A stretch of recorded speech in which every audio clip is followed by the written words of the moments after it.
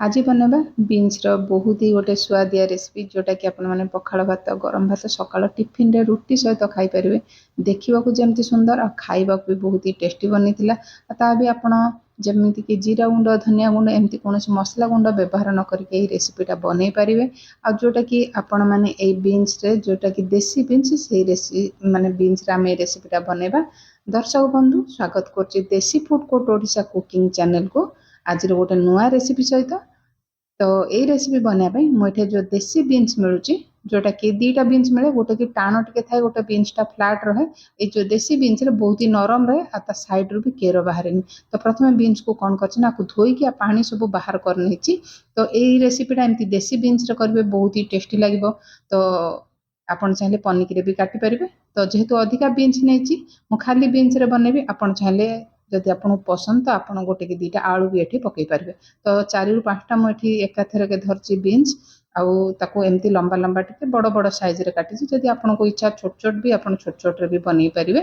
तो यही बीन्स रे साइड रे केर बाहर आउ खाइबा को बहुत नरम एटा बरगुडी टाइप रो लागिबो किंतु बहुत ही टेस्टी है बीन्स। तो ये बीन्स नहीं रेसिपीटा बनातु। तो देखिपे यही साइज रे मु सब बीन्स को मुझे काटी नेबी। तो ये बीन्स को मुझे सब काटी नहीं आपड़ चाहिए गोटे कि दुईटा आलू भी ये पकई पारे लंबा लंबा काटिकी।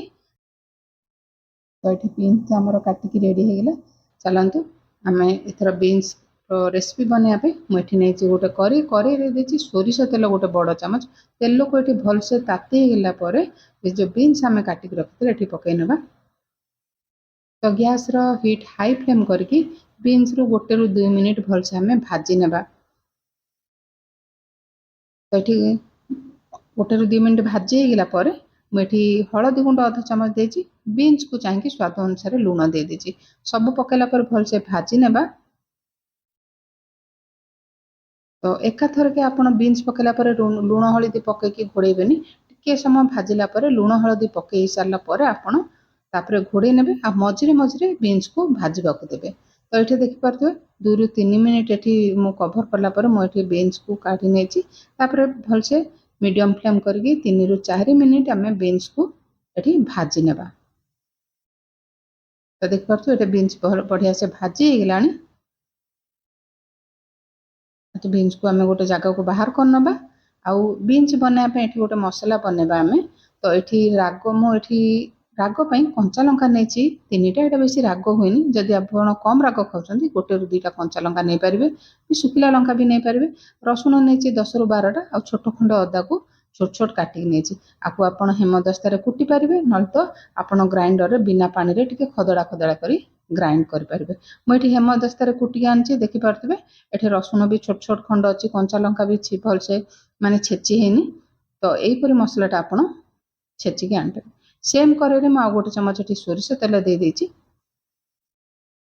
तो ये अध चामच जीरा दे देती तेल तातिला तो गोटे शुखिला लंका देती भल बास्ना हम। तो आज रेसिपी जब आप भल लगे निश्चिंत वीडियो गोटे लाइक करने नुआ थे चैनल को सब्सक्राइब करने। तो ये जो गोटे बड़ साइज पियाज को लंबा लंबा काटिक पकई। तो पियाज को अल्प समय भाजी नेबा जमती लाली रंग हेनी से टाइप भाजी नेबा कारण आम बीन्स सहित भी भाजबार अच्छी। तो ये देखिपे ये प्राय लाली रंग होनी एमती ही आम भजापी पियाज को भाजी नेबा। जो आम छेचिकी रखी मसला ये पकई नेबा। तो ये मसला सहित पियाज भी आउ थे भाजी हो। तो प्रथम आम लाली रंग करके भाजबानी।